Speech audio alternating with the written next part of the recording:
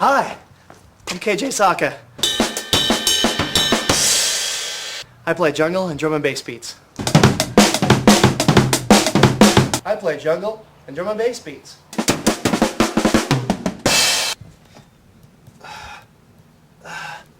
Oh, hi. I'm KJ Sawka. I play jungle and drum and bass beats.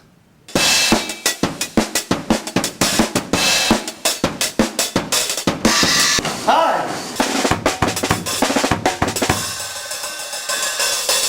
I'm KJ Sawka. I play jungle and drum and bass beats.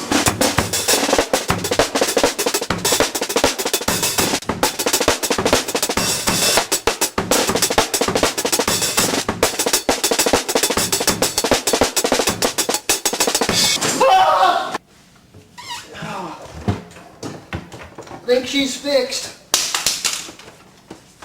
Hi, I'm KJ Sawka. I have a little bit of rock in there, you know, and I play live, jungle, and drum and bass beat.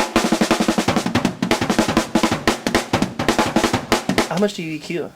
You know, with this stuff, as little as not very much, hardly at all. I mean, some of like these big bass drum stuff, it's like, it's so, the drums are so over the top that like I would need to add low end because there's like way too much. It's called a split board. Okay. So most modern boards are called inline. So you'd have your send to tape would be here and then your return would be here. But this is before they even had that shit. So your these are right now my sends to tape. Just slide right now. Late 60s design. Wow. It's the same year like Apollo 13 was 1971 or 72. It's all hand wired. Look at that shit. So what we've created for you is an all live drum sample pack for Hospital Records. Vintage, Zelgian, hi-hat, drum and bass, cymbal number 3. Most sample packs have bass, keyboards, and full arrangements for making songs, but this one is just solely drums. I don't want to do 180. I don't want to do 160. I want to do 170.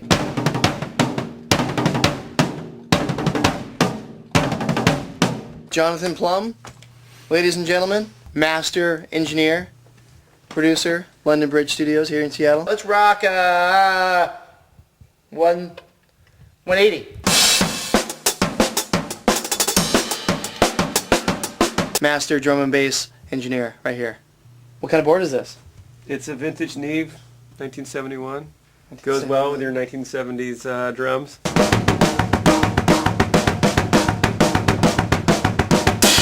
Got a lot of 1970s style here, you know, because drum and bass was big back then, in 1971, 72. Well, and all the samples that were made famous, were from samples played from the 70s, so some of the funk bands and shit. So and it was made on this kind of gear, so we're recreating that sound.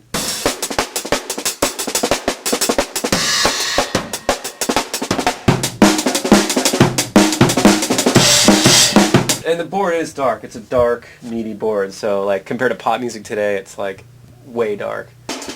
Drum and bass, influences of all styles, but not too much of each style.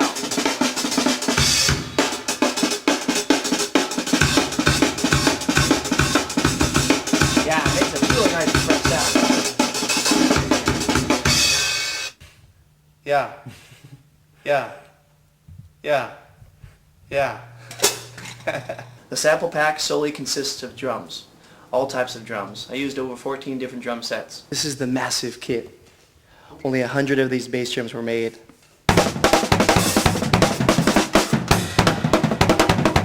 Massive louder projection.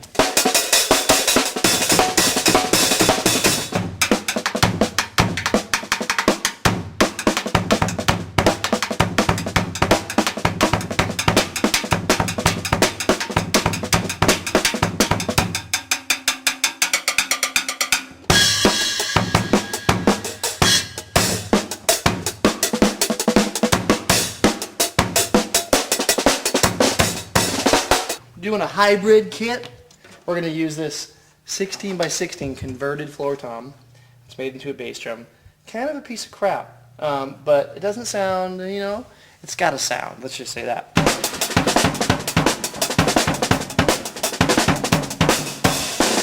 Some people call it a rack tom. I call it a tom-tom. Kind of a piccolo soprano.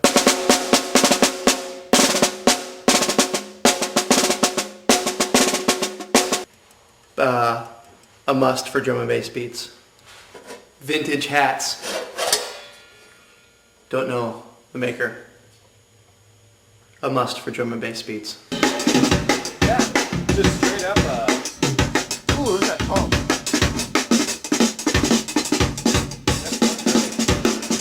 Go to the end.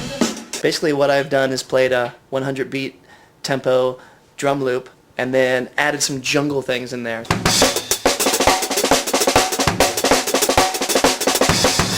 Might not necessarily be relevant for drum and bass, but it sure is really drum and bassy.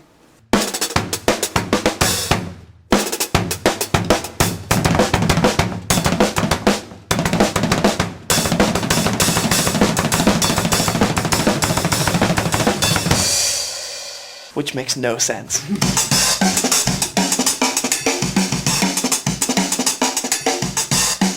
That kit was called the Sparkle Kit. Really old 60s kit that I found in the studio actually. I'm like, oh, this is a great drum set. Tuned it up, you know, stuck a pillow in the bass drum and just went to town.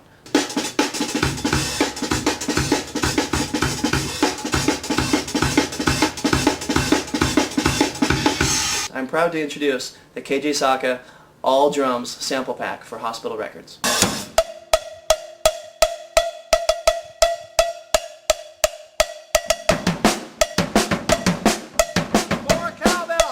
The different categories are right here.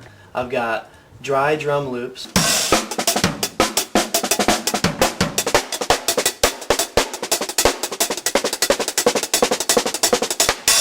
And these all have a huge array of beats, different BPMs, 160, 170.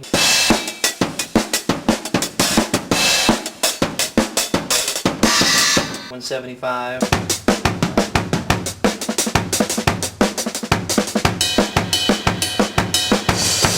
177, 176, 180.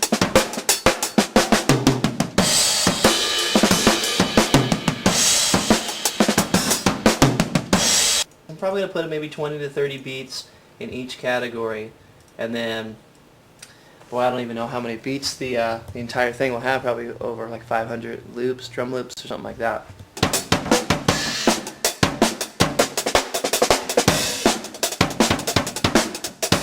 Each individual drum set, I hit just the kick drum, just the snare, just the hi-hat.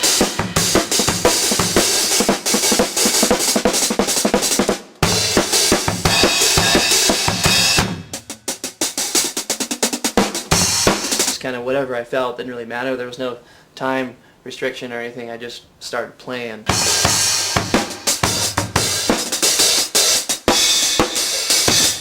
You know, if you have a really great drum beat and you want to add a little live element to it, you can just add a pattern of a ride cymbal. That's it, and add it to your electronic beat, or just hi-hats, or just a live snare drum to give it that live essence feel. Because it's always nice when you're listening to a track to think if it's a real drummer playing it, you know, instead of a beat machine. It's like, wow, that's a kickin' beat, you know. And then if you see the band live and it's a real drummer playing, it's, I don't know, for me, since I'm a drummer, it's that much cooler. So, and that's kind of the concept when I produce tracks is, since I'm a drummer, it'd be nice for people to think that I did play it.